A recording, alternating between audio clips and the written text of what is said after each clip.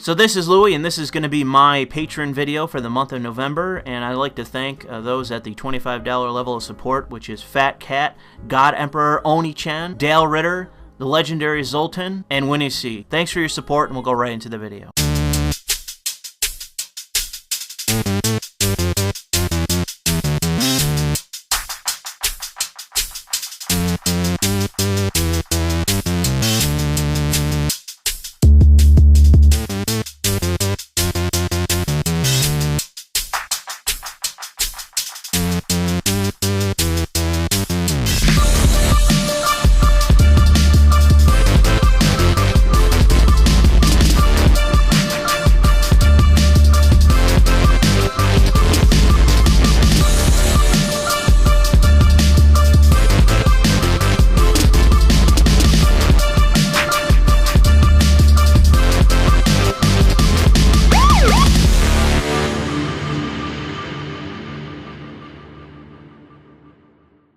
This is Louis Levi, and you're watching THOT News. I doubt many of you remember it, but this same day last year, I uploaded what is in essence part 1 of this new video series. And back then, nearly all of you appreciated the overall point made by me. Concisely put, I don't like gaming thoughts. The reason why I decided to make this commentary instead of what I had planned is due to an avalanche of news revolving around thoughts. The day after I posted my 20K special, THOT at 26. Ladies and gentlemen, thoughts are a problem. Society at large has the luxury of ignoring it, but those of us that spend our time online, we find ourselves confronted by an apparent crisis. As bad as things were way back in 2017, the situation is growing out of control. You're watching THOT News. On November 22nd, professional Twitch thought, Alinity, accidentally leaked and later admitted to selling her used underwear to fans. Jesus Christ. Alright, so later in this clip, this happens. Oh shit. What was that? I want to buy. Hey, Alinity. I hope you remember. You sold me a leopard bra many years ago. I had offered you very good money then, smiley winky face, and I wanted to ask if you'd like to... She then basically went on to admit that this happened. I don't even remember what the bra looked like. Remember when she felt offended for being a... I'm not on Twitch, and there's a reason why.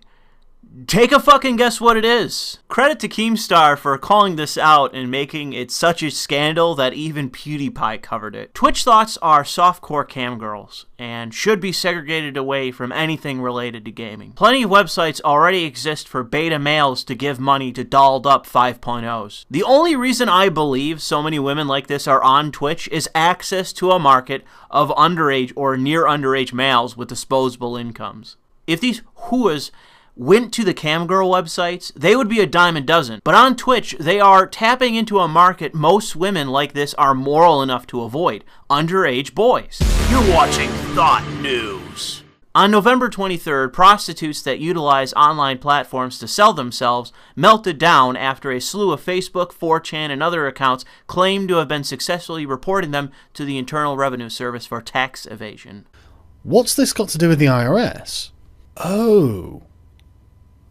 What's a premium Snapchat account? Premium Snapchat is not some shiny new Snapchat app that will give you extra access to filters and a greater chance of nabbing screenshots, as the apparent THOT in question has put here. Premium Snapchat is when a person sets up a premium Snapchat account, which is a term commonly used to mean that they share content of an adult sexual nature in return for cash. Oh. Apparently, the IRS offers a whistleblower bounty for those that accurately report a U.S. citizen for tax evasion or for failing to disclose a revenue source. Roosh V, despite supporting this event, has actually addressed that chances are most of these women are paying taxes on their income. That being said, prostitution is still illegal in every state but Nevada, so even if you accurately report your income, it's still fraud if you claim to be lawfully earning that money. If you're making money from an illegal trade but reporting it otherwise, that's 2 crimes you've committed. Even in Nevada, you have to register with the state to some degree to be recognized as operating within the law. I'm not sure what reporting powers the IRS has in terms of unlawfully earned income, but chances are if the THOT in question is involved in enough illegal activity, they will be prosecuted if federal law enforcement agencies are made aware of what's going on. The thing is, ladies, there's nothing wrong with just paying your taxes. It's the correct thing to do. You know you're getting this money easily. You know you should be paying your taxes. So what exactly is your excuse? And just a final thing. I think it's interesting to see how the power dynamics in society have radically altered when the governing social structures of society have been alleviated, as in women's emancipation and things like this. It was inevitable that there would be some kind of consequence, and I think that the large number of young men who are not especially attractive, but in previous eras would have found a mate, I can understand why those people would be so angry. I genuinely can. And I think you've got to be pretty damn unempathetic to not be able to see why they might feel like they're getting a raw deal. And I can completely see why they would engage in such malicious compliance, and I can't even find a reason why they shouldn't. I've been racking my brain. Why shouldn't annoyed young men report THOTs to the IRS for tax fraud and make a bit of money on the side for themselves for what is a good deed done to society? I can't think of a reason. Remember that THOT is an official IRS abbreviation for That Hoe Owes Taxes. You're watching THOT News! And now we finally get to the main news event, which is a follow-up to my previous video called High Art Sluts. That was one of the first things I realized from going to Playboy to cosplay. I saw some of the boobs on some of the other girls, and I was like, well, my boobs are great for Playboy, but they're not big enough for anime. I might need a second boob job. I literally thought about it. I was like, my boobs aren't big enough. Yeah. I talked about this a year ago, and I was right. I said on Twitter, cosplaying is glorified pornography for beta men and women that specialize in teasing. Cosplaying is a cancer to any community that it infiltrates and is often treated with deference because no one wants to call a whore what she is. The reason I said it was due to the fact that gaming as a culture is not what it once was. There have always been posers and people that use gaming as an identity because without it they are nothing more than an empty shell. An NPC, so to say. But the issue that bothers me isn't people being posers, it's the hypocrisy. I said the same thing last year and it remains true. At gaming conventions, we had what was called at the time booth babes, models that were hired to market products in our male-dominated hobby. That by itself is fine, it's straightforward and simple advertising. No one had unreasonable expectations of the models outside of knowing the product they had in hand, and only on the condition that they were doing the talking. If the developers were manning the station, no one expected the models to be selling the products outside of looking good and at times wearing cosplay apparel. No one has expectations for a model to be anything more than a model. Things may have slightly changed in the past 20 years, but according to the best statistics I can find, Western gaming remains a male-dominated hobby. As I said last November, after years of pressure, all of the major conventions have quietly quashed the use of booth babes. PAX East and West have an official ban. E3 has an official ban, but still quietly allows them to exist, which is unsurprising knowing how the ESA operates. And CES has been routinely targeted as one of the few tech conventions that has regulation against booth babes rather than an outright ban. Why does this matter? Well, because male gamers are not behind the pressure groups trying to remove these models from conventions. That would be feminists, fake gamer girls, game journals, and that's right, THOTs who benefited from the ban. The ban of the booth babe created a massive economic boom for Twitch THOTs, who are not only accepted by those that had the booth babes banned in the first place, but are also actively promoted by those same people. Out went the booth babes, and in came the cosplayers. Now here's the thing, I was told there's a difference between cosplayers and THOTs, but at every opportunity, those involved tell me the opposite. There is no difference between cosplayer and sexy cosplayer because there are so many characters that are half naked or have skin tight clothing, and it's like, okay, well those are considered sexy. Does that mean a cosplayer can't cosplay a character that is in nature drawn sexier, it doesn't make sense. There's no difference. Another annoying part of this is the natural shapeshifting that's happening with cosplay. Professional cosplayers are not just cosplayers. They are not independent gamers that do this as a hobby. Just like streamers or commentators or anyone else on YouTube or Twitch, they're contracted for native advertising. How do I make my money? So I work with Maxim and Playboy and a lot of companies, right? So I do model full time. I also work with a lot of brands. I do social media influencing. And then I also get booked at cosplay conventions as a guest. So I have an appearance fee, I have a per diem, and of course I make sales from merchandise, prints, all that kind of stuff. If a photographer wants to shoot me and it's not someone that I regularly shoot with, I'll be like, yeah, okay, $400 for a half a day. Unlike the normal models that literally wear the logo of the brand they're being paid by on their chest, we have no idea who's paying these thoughts. It could just be a bunch of beta males on Patreon hoping to buy some worn panties, but chances are companies are involved as well. They aren't obligated by any platform or anybody really to disclose fuck all, so that's exactly what we know. Keep in mind that this year alone, EA, Ubisoft, Bethesda, and others have been in so many individual scandals that they have each developed an image crisis. How long is it going to be before these companies are paying streamers and Twitch thots to help mitigate the outrage coming from actual consumers, actual gamers? Because thots are fully aware of the question of authenticity that comes with being a gamer. I did a reaction video on the trailer that went pretty viral on YouTube. When Zelda, you saw like a shot of her from the back right away. My dog came. Oh my god. Don't stop. I got, how dare you push your dog? You're a terrible human being. And you're fake crying. And then I got labeled as a fake gamer girl and a fake cosplayer, and oh, she's only doing it for the attention because Comic-Cons are becoming more popular with DC and Marvel movies, and oh, so much hate. So much hate. I said it in the past, but I don't give a single isolated shit about Nintendo games. I play Max Payne, I play Grand Theft Auto, I play Far Cry, I play Frostpunk, which you can pick up using my PlayAsia affiliate link found in the description. Now therein lies the point. How do you know I play those games? How do you know I genuinely care about Frostpunk, the game I just advertised to you? Easy, check my Steam page. Good idea. Counter evidence, check my Origin page. Bad idea. With that, how do you know I'm really who I say I am?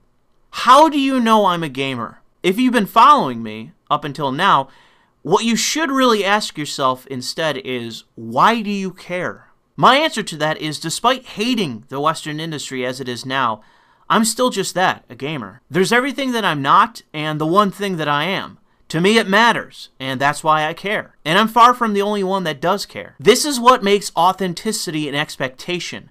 I don't have to lie about what I don't care about, even as a commentator. There's no point in bullshitting any of you about what I like because I like what I like. But that's fairly inconvenient for most brands. If I don't like your brand, why would I claim otherwise? That's a question I'll let linger and let you think about yourself. It's always interesting when people do have a problem with females over-sexualizing things. Maybe because they're not saying they're allowed to or something. I don't know. We're not supposed to do it unless someone tells us we're allowed to? Is that what's going on? Boobs doesn't hurt anyone, butts don't hurt anyone. Vaginas definitely don't hurt anyone. So, penises might. I'd play that Charles Dance quote from Game of Thrones as a response, but I'm pretty sure it would require any resemblance of intelligence to apply here. I don't distrust you because you're a woman. I distrust you because you're not as smart as you think you are. I'd recommend for those that haven't already seen it to follow the link in the description and watch my previous video on this topic because nothing has changed except the date. I remember a time before cosplay was popular, and I'll likely see a time where these vanity-driven women leave gaming and move on to the next big entertainment medium, you know, assuming their age doesn't catch up with them first. Because despite what people think, I don't see the Western gaming industry lasting forever in its current form. The only thing keeping first-person shooters, sports games, multiplayer cash grabs from bankrupting companies is casual zombie buyers. All that's required is for something new and hip to replace modern gaming. Then Call of Duty, Battlefield, Assassin's Creed, FIFA, Madden, and everything else goes the way of Guitar Hero. You don't have a market without demand. And with no demand, there's no underage beta bucks for the cottage industry of cam girls. TikTok, ladies, I would start saving if I were you. Thanks for listening.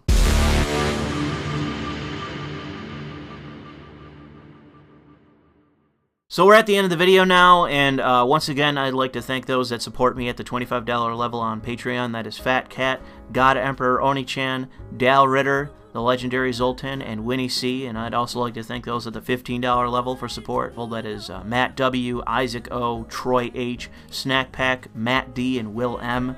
I've been considering changing the benefits that people get through supporting me on Patreon, but I haven't really had the time to sit down and give it a good think. So maybe in the new year, when I can get around to actually doing something other than the bare minimum, I can think about what I'm going to do with Patreon. The thing about Patreon is that I don't believe that the people supporting me at the higher dollar amounts aren't satisfied. It appears to me that most people that support me at higher dollar amounts are fine.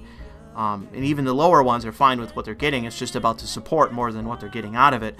But I think that it's a failure of motivation on my part to provide incentive, the right kind of incentive for people to be more likely to go from the $1 to the $5 or the $5 to the $15, you know, that sort of thing. I don't think I have the right incentives. I don't think people are motivated by that because the engagement for that is low. It's not that people aren't supporting me in the way that I like. I'm totally content with the money I'm making and that sort of thing. Don't mistake me. It's just a matter of I don't think that I'm providing enough for the people supporting me to justify what they're paying. I think that's the correct way of putting it. And so I'm going to try to better that. I'm just unsure of how to at the moment. It requires me to sit down and consider it for a while. But with that said, I thought I would end this video by talking a little bit loosely about this video and the motivation behind it, because I actually did set aside 2 videos for the sake of this video, not because this video was particularly hard to do, but because I wanted to do it on the same day as the video I did last year. When I realized that that was the case, when I could do it on the same day as last year and stress the point that nothing had changed with this issue, I thought it would be funny, and it would highlight the fact that this is a cottage industry. This really is an industry within an industry, and it's an unhealthy one. I don't believe that it in any way adds to gaming. I think that it is an incredibly exploitative thing that takes advantage of kids, in essence, underage boys. I believe that that is the core of who is paying these women, underage boys that have access to credit cards. I refuse to believe that it is men above the age of fucking like 20-something. If not, just beta men. And the thing is, I know that some of you listening to me do support some of these women on Patreon, and I'm sorry, I'm including you in this. You shouldn't be supporting these women. I don't give a shit how talented you think they are. This is utterly detrimental to gaming. It is saturating gaming in such a way that it is only doing it damage. It is only something that the bad actors in gaming are using as a shield. And I'm sorry, the only way to solve this issue is for these women to go. And by the way, when the money dries up, they will fucking go. This is one of my big things about zombie buyers, casuals, the issues plaguing gaming. The only reason why companies are including microtransactions and all the rest of it is because they know people are going to pay for them. And it is casual players that pay for them. I guarantee you that it is casual players that are the whales for the microtransactions. I guarantee it. Because where it came from was mobile games, which is 100% casual players. With the casual players, with the boom of gaming, came cosplayers. It was one-to-one. They existed in a very small way previously, but it's not like it is now. It's not. Every convention at this point is practically just for people to show off their fucking cosplay. I mean, you have entire companies that aren't even going to these fucking gaming conventions anymore. They're skipping them. There's several of the largest developers and publishers in the industry just skipping conventions now. You know who's not skipping them? Cosplayers. That's who's not skipping fucking conventions, because that's their bread and butter. That is how they make money. That's how they attract beta males and casuals to pay for their fucking softcore cam horse shit. This is not a good thing. It is just another issue, a symptom, ultimately. Although it is an issue where it's damaging gaming itself, but it's a symptom of the popularity of gaming killing it. The popularity of gaming is killing this fucking industry. Because now we have to kowtow, we have to bend, we have to censor to the normie fucking standards. That's why censorship and all the rest and historical revisionism and all the things we're seeing now, that is part and parcel of why it's happening. It is just to cater to the widest audience possible, and so that they don't get a bad review in the New York Times or the Wall Street Journal or where the fuck ever, some random tech blog run by some 400-pound beta male that's also paying for some of these cam girls, probably on Patreon. It's that kind of thing that is ruining it. And why I think that eventually this is going to fucking stop. Because this can't go on forever. It really can't. People, I see less and less now that people say that I'm just flat wrong. I think more people are waking up to the fact that this can't continue on forever. I think people, like I say, are wrong about there being some crash that's around the corner. But it's just a matter of all that's required is for the casuals to get hooked on something else. Something else becomes the next big thing. VR, something. Something becomes the next new fad. Anime, even. That could potentially replace gaming if something occurs that makes it more, less than you watch it, more so you actually interact with it. All that's required is for something new to come along and replace gaming as the fad for kids, and boom, it's fucking done. All these different franchises, all these different genres, boom, gone overnight, because the majority of those that still play them are casual players. People that show up, shell out $60, play it for 8 hours, and that's as far as they think about it. That's as much as it is. That's all it is for them. Just show up, play, that's it. And on to the next flavor of the month fucking game. And over time, have you seen quality get better or get worse? With every franchise you know. Think about it. Think about every franchise you've played that's still ongoing, that hasn't completely bottomed out. Think about what's still going. Is it getting better? Or is it reached kind of a plateau that's monetized past that point? We tweak a few things, we tweak this, we tweak that, and we put some microtransactions in the game. Boom, that's a sequel. That's practically every goddamn franchise at this point, if you really think about it. Am I including every stupid-ass indie title? Obviously not, because that's not what I'm talking about. But my point is that the way things are will not continue forever. And there will be consequences for when that day comes. Whenever it is, whether it's tomorrow or when I'm fucking 55. That whenever the day comes, that something else becomes the new hot shit. Something else becomes the new flavor and the new fad. And gaming becomes like comics. Because I'm telling you that day is going to come. It will come. And I'll probably still be a gamer to some extent whenever that day comes. And I'll stay around even afterwards. Once every goddamn major company goes out of business or has to fucking lay off 90% of their goddamn staff to make ends. Because their games don't sell anymore. There's not the zombie buyers to pick up their next fucking carbon copy sequel. I'll still be around, but the thoughts and the casuals will go elsewhere. They will. I guarantee it. Everyone was a fan of comic books up until they were no longer popular. Then it became a fringe thing for guys in their fucking 40s. I'd be surprised if the average comic buyer wasn't middle-aged at this point. Gaming is going to be the exact same way come someday. I don't know when. But it will happen. I'll leave it at that. Thanks to all of you that support me on Patreon. You will see some more videos in the near future, including 2 more that I have planned that are Patreon videos. They're going to be pretty good. Better than this one, I believe. But look forward to those videos, and like I said, thanks for all the support, and I'll talk to you in the near future.